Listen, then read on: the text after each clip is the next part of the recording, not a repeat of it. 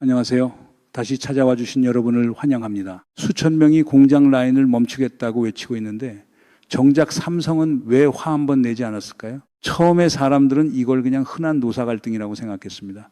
연봉 1억 넘는 삼성 직원들이 더 달라고 하고 회사는 적당히 협상하다 끝내겠지. 다들 그렇게 봤어요.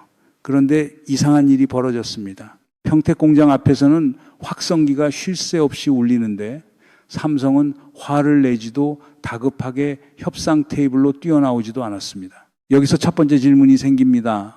왜 이렇게까지 조용했을까요? 그리고 두 번째 질문. 모두의 시선이 정문 집회에 쏠려 있던 그 시각, 공장 안쪽에서는 도대체 무슨 일이 벌어지고 있었을까요? 오늘은 이 사건을 세 겹으로 벗겨보겠습니다.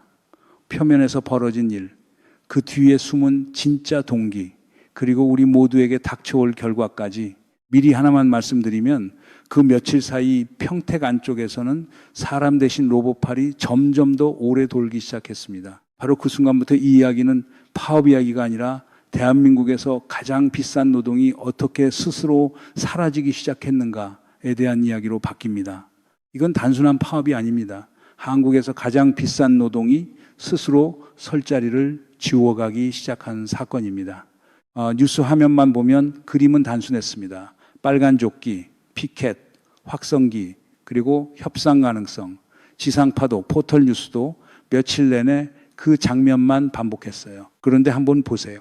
그 카메라가 정문만 비추고 있는 동안 정작 중요한 변화는 카메라가 닿지 않는 공장 안쪽에서 일어나고 있었습니다. 이 구도, 어느 뉴스가 제대로 짚어줬습니까? 그래서 오늘 순서는 이렇습니다. 먼저 표면, 그 45조라는 숫자가 어떻게 나왔는지, 다음은 동기, 삼성이 왜 협상 대신 전혀 다른 카드를 꺼냈는지, 마지막은 결과, 이게 왜 평택 하나의 이야기로 끝나지 않는지. 그날 아침 서초 사옥 분위기는 평소와 크게 다르지 않았다고 합니다. 임원들은 늘 하던 대로 회의실로 들어갔고 주식시장은 아직 열리기 전이었어요. 그런데 테이블 위에 올라온 문서 한 장이 공기 자체를 바꿔버렸습니다. 처음에는 다들 숫자를 잘못 본 줄 알았다고 해요. 누군가는 프린터 오류 아니냐고 웃었고 누군가는 단위가 하나 더 붙은 거 아니냐며 계산기를 다시 두드렸습니다. 그런데 몇 초 뒤 회의실은 순식간에 얼어붙었습니다. 그 숫자가 진짜였기 때문입니다. 45조 원, 삼성전자 노조가 요구한 규모로 알려진 금액이었습니다. 여러분 45조 원이 어느 정도인지 감이 오십니까? 웬만한 지방 도시 1년 예산을 통째로 넘기고 어지간한 중견 국가의 국책 사업 하나와 맞먹는 돈입니다. 그런데 더 무거웠던 건 금액 자체가 아니었습니다. 요구 안에는 임금 인상만 있는 게 아니었어요. 성과급 확대, 특별 보너스, 복지 강화, 자녀 지원, 정년 이후 혜택까지 줄줄이 들어있었다고 합니다. 쉽게 풀면 이런 얘기예요. 회사가 많이 벌면 더 나눠달라. 회사가 어려워져도 기존 혜택은 건드리지 말라. 그리고 앞으로는 더 안정적으로 보장해달라. 문제는 이 요구를 하던 사람들이 이미 대한민국 최상위 연봉을 받고 있었다는 점입니다.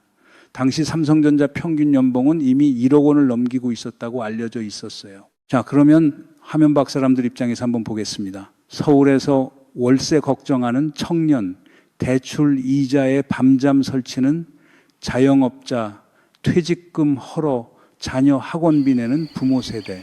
이 사람들 눈에 그 숫자는 너무 멀었습니다. 그래서 뉴스가 퍼지자 아주 단순한 감정이 올라왔어요. 도대체 얼마나 더 가져야 만족하느냐. 사실 이건 단순한 질투가 아니었습니다. 시대 분위기에 더 가까웠어요. 한국 사회 전체가 점점 팍팍해지고 있었으니까요. 그런데 정작 삼성 경영진이 무섭게 받아들인 건 돈이 아니라 분위기였다고 합니다. 한 임원은 나중에 이렇게 말했다고 전해집니다. 금액보다 태도가 더 무서웠다. 이 말 곱씹어보면 의미심장합니다. 삼성은 이미 알고 있었던 거예요. 한번 올라간 기준선은 절대 다시 내려오지 않는다는 걸요. 올해 들어주면 내년엔 더 큰 요구가 나오고 그 다음엔 회사 운영 구조 자체가 흔들릴 수 있다. 이 계산이 머릿속에 들어오기 시작한 겁니다. 여기서 옛날 이야기 하나가 떠오르지 않으십니까? 황금알을 낳는 거위 이야기요. 매일 알 하나로는 성에 안 차서 거위배를 갈랐더니 거위도 알도 한꺼번에 사라졌다는 그 결말. 욕심을 부린 농부도 배를 갈린 거위도 끝이 좋지 않았습니다. 삼성 회의실에 떠오른 공포가 정확히 그 그림이었어요. 며칠 뒤 평택은 완전히 다른 도시처럼 변해 있었습니다. 원래라면 새벽부터 직원 차량이 끝없이 들어오고 거대한 장비들이 쉬지 않고 돌아가야 할 시간인데 그날은 정무나 풍경부터 달랐어요. 빨간 조끼를 입은 사람들이 광장을 가득 메웠고 손에는 피켓이 들렸고 확성기에서는 쉰 목소리가 계속 울려 퍼지고 있었습니다. 그 한가운데서 반복해서 들리던 문장이 있었어요. 라인 멈춰도 좋다. 처음 그 말을 들은 사람들은 잠깐 귀를 의심했다고 합니다. 평택 공장은 삼성전자 안에서도 특별한 곳이었거든요. 세계 최대 규모 반도체 라인 중 하나였고 글로벌 IT 기업들이 삼성의 생산 일정에 맞춰 움직였고 해외 투자자들조차 평택 가동률을 보며 삼성의 미래를 계산하고 있었습니다. 그런데 바로 그 공장 앞에서 수천 명이 라인 중단까지 입에 올리고 있었던 겁니다. 뉴스 화면으로만 보면 단순한 노사 갈등 같았습니다. 그런데 금융시장과 산업계는 전혀 다르게 받아들이기 시작했어요. 반도체는 멈추는 순간 피해 규모 자체가 상상을 넘어가니까요. 자동차 공장은 하루 멈춰도 다시 맞출 시간이 있지만 반도체는 다릅니다. 수백 개 공정이 동시에 맞물려 돌아가고 타이밍이 조금만 어긋나도 수율이 흔들리고 수율이 흔들리는 순간 수천억 원이 증발할 수 있어요. 실제로 파업 분위기가 커지던 며칠 동안 해외 투자은행 리포트에는 삼성 공급 리스크라는 표현이 등장하기 시작했고 외국인 투자자들도 민감하게 반응했다고 전해집니다. 뉴스에서는 집회 장면만 반복되는데 시장 안에서는 이미 다른 경고등이 켜지고 있었던 셈이에요. 이 경고등 지상파 뉴스만 보고 있었다면 절대 안 보였습니다. 자, 여기까지 들으면 결론은 뻔해 보입니다. 한국 대기업은 늘 그래왔으니까요. 강하게 압박하면 회사는 결국 협상 테이블로 나온다. 이건 거의 상식이었습니다. 평택, 화성, 기흥 현장에서도 이번엔 반드시 세게 밀어붙이자는 말이 반복됐고 노조도 결국 삼성이 양보할 거라고 믿었어요. 더구나 그때 삼성전자는 반도체 슈퍼사이클로 사상 최대 이익을 내고 있었거든요. 회사는 역대급으로 버는데 왜 현장은 더 못 받느냐? 명분도 충분해 보였습니다. 그런데 여기서 다들 놓친 게 하나 있습니다. 시간이 지나도 이재용 회장은 나타나지 않았습니다. 회사는 감정적으로 반응하지 않았고 공개적인 강경 발언도 언론을 통한 여론전도 거의 하지 않았어요. 너무 조용해서 오히려 현장 직원들이 더 불안해질 정도였다고 합니다. 보통 진짜 위기면 사람은 다급해지기 마련인데 삼성은 마치 전혀 다른 계산을 하고 있는 것처럼 보였어요. 이게 좀 이상하지 않으십니까? 칼자루를 쥐었다고 믿는 쪽은 노조인데 정작 칼을 맞아야 할 쪽이 더 태연했다는 거예요. 침묵이 너무 깊으면 그건 약해서가 아니라 이미 답을 정해놨다는 신호일 때가 있습니다. 그리고 이 경우가 정확히 그랬습니다. 그 시각서초 사옥안에서는 예상과 완전히 다른 회의가 열리고 있었다고 합니다. 문제는 여기서부터예요. 원래라면 인사 담당 임원이나 노사 협상 전문가가 중심에 앉아야 할 상황이었습니다. 그런데 그 방에 모인 사람들은 전혀 달랐다고 해요. 반도체 자동화 엔지니어, 스마트 팩토리 설계 담당자, 생산 시스템 전문가, AI 연구진, 쉽게 말하면 사람과 협상하는 사람들이 아니라 사람 없이 공장을 돌리는 방법을 연구하는 사람들이 모여 있었던 겁니다. 이 장면이 왜 무서운지 아십니까? 노조는 회사를 압박하고 있다고 믿고 있었는데 삼성은 이미 그 다음 시대를 보고 있었던 거예요. 한쪽은 어떻게 더 받아낼지 이야기하고 다른 한쪽은 어떻게 사람의 개입 자체를 줄일지 계산하고 있었습니다. 같은 공간, 같은 사건을 두고 완전히 다른 시대를 바라보고 있었던 셈이죠. 사실 반도체는 원래부터 사람보다 기계를 더 신뢰하는 산업에 가깝습니다. 먼지 하나만 들어가도 수율이 무너지고 작은 오차 하나에 수천억 원이 증발할 수 있으니까요. 그래서 TSMC도 인텔도 오래전부터 사람 손이 닿는 공정을 줄여왔습니다. 삼성도 그 흐름밖에 있을 수는 없었어요. 그런데 노조 사태가 터지면서 분위기가 달라졌습니다. 원래는 장기 전략이던 자동화가 갑자기 생존 전략처럼 받아들여지기 시작한 거예요. 그 무렵 임원들 사이에서 반복됐다는 표현이 하나 있습니다. 사람 리스크를 줄여야 한다. 이 말 한번 들으면 좀 섬뜩하지 않으십니까? 예전엔 원자재 가격이나 환율이 리스크였는데 이제는 라인을 멈출 수 있는 인간 자체가 하나의 변수로 계산되기 시작한 겁니다. 게다가 삼성 입장에선 경쟁이 너무 치열했어요. 중국은 국가 보조금을 등에 업고 추격하고 미국은 자국 반도체에 막대한 돈을 쏟아붓고 있었습니다. 이 판에서 내부 생산 차질이 반복되면 단순한 노사 갈등이 아니라 미래 시장 전체를 빼앗길 수 있다. 그 공포가 자동화의 명분을 키웠습니다. 그리고 여기서 몇 년 전 대수롭지 않게 지나갔던 뉴스 하나가 다시 소환됩니다. 삼성이 로봇 기업 레인보우 로보틱스 지분 투자를 확대한다는 기사였어요. 그때 반응은 대부분 비슷했습니다. 삼성도 미래 먹거리 찾나 보네. 딱 그 정도였죠. 근데 평택 사태 이후 사람들이 그 뉴스를 다시 꺼내봅니다. 혹시 삼성은 이미 오래전부터 사람 이후의 공장을 준비하고 있었던 게 아닐까? 바로 그 질문이 올라오기 시작한 겁니다. 성문은 멀쩡했습니다. 다들 정문 앞 함성에만 집중하고 있었어요. 그런데 트로이가 그랬듯이 진짜 결정적인 건 이미 성 안에 들어와 있었습니다. 선물처럼 보였던 그 목마가요. 사람들이 박수를 치는 동안 결정적 한 수는 이미 안쪽에 자리를 잡은 뒤였습니다. 그리고 그 변화는 거창하게 시작되지 않았습니다. 삼성은 원래 큰 결정을 굉장히 조용하게 움직이는 회사였어요. 그래서 평택 내부 직원들조차 처음에는 심각성을 제대로 눈치채지 못했다고 합니다. 일부 라인 설비 배치가 조용히 바뀌었고 외부 장비 업체 출입이 갑자기 늘었고 밤늦게까지 움직이는 엔지니어 숫자가 눈에 띄게 많아졌어요. 처음엔 단순 설비 점검 정도로 본 직원들도 많았다고 합니다. 반도체 공장은 원래 장비 교체가 잦은 곳이니까요. 그 무렵 평택 안에서 떠돌던 표현이 하나 있었다고 해요. 공장을 해체한다. 처음 들으면 꽤 과격하게 들리는 말이죠. 그런데 그 해체는 건물을 부순다는 뜻이 아니었습니다. 사람 중심 구조를 해체한다는 뜻에 가까웠어요.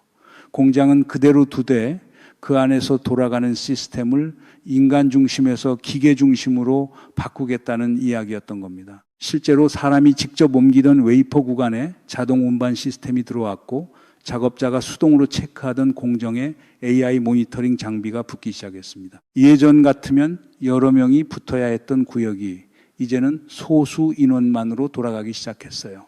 야간에는 어두운 라인 사이로 센서 불빛만 깜빡이고 로봇팔이 스스로 웨이퍼를 옮기고 데이터를 분석하고 공정을 조정했습니다. 그 모습이 묘한 공포감을 줬다고 전해져요. 더 무서운 건 그게 생각보다 안정적으로 돌아가기 시작했다는 사실이었습니다. 그 무렵 현장 관리자들 사이에서 나오던 말이 있었어요. 사람이 없어도 생각보다 잘 돌아간다. 이건 단순한 현장 평가가 아니었습니다. 그런지 제조업 시대의 공식 자체가 바뀌고 있다는 신호였어요. 자, 이쯤에서 노조가 압박을 멈췄을까요? 아닙니다. 오히려 더 세게 밀어붙였습니다. 라인 멈춰도 좋다. 이 구호가 평택 정문에 울려 퍼졌어요. 노조 입장에선 투쟁 의지를 보여주는 상징이었겠죠. 그런데 그 구호가 회사 안에서는 정반대로 작동했습니다. 노조가 세게 밀어붙일수록 자동화의 명분은 더 단단해졌습니다. 잠깐만요. 이 문장 다시 한번 새겨보셔야 합니다. 압박이 강해질수록 삼성이 굴복한 게 아니라 사람 없이 가도 된다는 명분이 더 선명해진 거예요. 노조는 자기 손으로 칼을 갈아 회사에 쥐어주고 있었는데 그걸 몰랐습니다. 노조 입장에선 더 없는 자충수였던 셈입니다. 여기서 더 서늘한 게 하나 있습니다. 그 시각 여론마저 노조의 등을 돌리기 시작했거든요. 연봉 1억 넘는 사람들이 라인을 세운다는 장면이 반복 노출되자 인터넷에는 차라리 로봇으로 바꾸라는 말까지 나왔습니다. 사실 삼성전자 주식을 가진 사람은 생각보다 훨씬 많았어요. 은퇴 자금으로 삼성 주식을 모아둔 부모 세대, 적립식으로 투자하던 직장인들, 그리고 국민연금까지. 그러다 보니 많은 사람들은 이 싸움을 노조대 회장의 다툼이 아니라 대한민국 대표 제조업 하나가 흔들리는 장면으로 받아들이기 시작한 겁니다. 라인 멈춰도 좋다는 그 말이 누군가에게는 내 노후가 멈춰도 좋다는 말로 들렸던 거예요. 정문만 카메라가 비추고 있을 때 진짜 변화는 카메라가 닿지 않는 안쪽에서 조용히 끝나가고 있었습니다. 그리고 그 변화에 박수를 보낸 사람들은 자기가 바로 다음 차례라는 걸 아직 몰랐습니다. 평택 이야기가 커질수록 사람들 머릿속에 오래된 도시 하나가 떠오르기 시작했습니다. 미국 디트로이트예요. 지금은 폐허 이미지로 더 유명하지만 원래 그곳은 세계 자동차 산업의 심장이었습니다. 1950년대 디트로이트는 미국에서 가장 부유한 도시 중 하나였어요. 공장만 들어가면 집 사고 아이 대학 보내고 은퇴까지 가능하다고 믿던 시대였습니다. 그런데 그 도시가 수십 년 뒤 빈집과 녹슨 공장의 도시로 변해버렸습니다. 원인을 노조 탓으로만 돌릴 수는 없습니다. 경영진 실수도 일본 기업의 부상도 글로벌 산업 구조 변화도 함께 작용했으니까요. 하지만 핵심은 이겁니다. 기업들이 더 이상 그 도시에서 버틸 이유를 못 느끼기 시작했다는 거예요. 노조는 더 강한 조건을 요구했고 기업은 더 높은 비용을 느꼈고 결국 회사들은 남부로 멕시코로 해외로 빠져나갔습니다. 무서운 건 그게 하루아침에 일어나지 않았다는 사실입니다. 처음엔 작은 라인 하나가 빠졌고 그 다음에 협력업체가 줄었고 어느 순간 도시 전체의 소비가 얼어붙었어요. 공장이 사라진 자리엔 식당도 택시도 부동산 가격도 같이 무너졌습니다. 사람들이 정신 차렸을 땐 이미 늦어 있었죠. 소 잃고 외양간 고친다는 말이 도시 하나 단위로 벌어진 셈입니다. 그런데 오늘 이 디트로이트보다 더 위험한 이유가 있습니다. 예전엔 공장을 옮기려면 막대한 시간과 돈이 들었어요. 그런데 지금은 자동화 기술이 그 비용을 빠르게 지우고 있습니다. 굳이 사람 많은 지역에서 노조 리스크를 안고 갈 필요 없이 그냥 사람 없는 공장으로 바꾸면 되는 카드가 점점 현실이 된 거예요. 그리고 바로 여기서 한국 사회가 오래 믿어온 공식 하나가 흔들립니다. 대기업 정규직만 들어가면 평생 안정이라는 그 믿음이요. 여기서 한 가지는 분명히 짚고 가야 합니다. 제조업에서 가장 무서운 변화는 해고, 공고가 아니에요. 사람을 새로 안 뽑기 시작하는 순간입니다.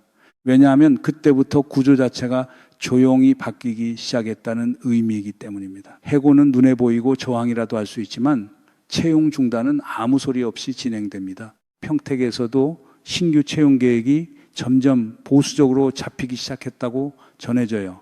누구도 잘리지 않았는데 자리는 천천히 사라지고 있었던 겁니다. 그리고 이건 삼성만의 일이 아니었어요. 현대차는 이미 스마트 팩토리 고도화 경쟁에 들어가 있었고 LG와 SK도 AI 생산 시스템 투자를 빠르게 늘리고 있었습니다. 미국 아마존 물류센터에서는 사람보다 로봇 숫자가 더 빨리 늘고 있었고 중국 공장들도 국가 지원을 받으며 자동화 경쟁에 뛰어들고 있었어요. 평택은 그 거대한 흐름의 한 장면이었던 겁니다. 물론 이걸 무조건 비극이라고만 할 수는 없습니다. 자동화 덕분에 산업 경쟁력이 유지될 수도 있고 사람이 더 위험하고 고된 노동에서 벗어날 수도 있으니까요. 기술혁명은 늘 두 얼굴을 가지고 있었습니다. 다만 평택이 유독 선을 했던 건 사람들은 아직 예전 시대의 감각으로 싸우고 있는데 기업과 기술은 이미 다음 시대로 넘어가 있었다는 점이에요. 이 변화를 가장 유심히 지켜본 사람들이 따로 있었습니다. 현대차, SK, LG 같은 다른 대기업 경영진들이었어요. 그들은 평택에서 단순한 파업이 아니라 완전히 새로운 제조업 시대가 시작되는 장면을 보고 있었는지도 모릅니다. 자, 처음 질문으로 돌아가 보겠습니다. 삼성은 왜 화 한 번 내지 않았느냐? 이제 보이시죠? 화낼 이유가 없었던 겁니다. 협상 상대를 이미 사람에서 다른 것으로 바꾸고 있었으니까요. 우리가 노사 갈등이라고 부르던 그 장면은 사실 한 시대가 조용히 교체되는 장면이었습니다. 여기엔 씁쓸한 역설도 있습니다. 지금의 삼성을 세계적인 기업으로 만든 건 결국 사람이었어요. 밤새 연구실 불 밝히던 엔지니어들, 현장을 뛰던 생산직 직원들, IMF 시절에도 버텨준 세대들, 그 헌신 위에 지금의 삼성이 서 있습니다. 그런데 시대는 점점 인간의 헌신보다 시스템의 안정성을 더 높이 치기 시작했어요. 처음엔 다들 무인 공장 같은 건 먼 미래라고 했습니다. 그런데 야간에 로봇 팔만 도는 라인을 사람들은 몇 달 만에 당연한 풍경으로 받아들이기 시작했어요. 끓는 물 속 개구리처럼요. 물이 천천히 데워지면 정작 위험한 줄도 모르고 가만히 있게 됩니다. 가장 위험한 건 충격이 익숙해지는 바로 그 순간입니다. 그러니 다시 묻겠습니다. 평택에서 가장 조용히 사라진 건 정말 일자리 몇 개였을까요? 아니면 우리가 오랫동안 믿어온 안정 그 자체였을까요? 분명한 건 하나입니다. 지금 이 순간에도 어딘가 공장 안에서는 사람보다 더 조용하고 더 정확하고 지치지 않는 존재들이 아주 천천히 자리를 넓혀가고 있다는 사실이에요. 그리고 이건 삼성 하나 이야기로 끝나지 않습니다. 이 구조가 어디까지 갈지 다음 편에서는 다른 대기업들 사례로 더 깊이 들어가 보겠습니다. 오늘 분석이 의미 있게 느껴지셨다면 구독과 좋아요로 함께 해주세요.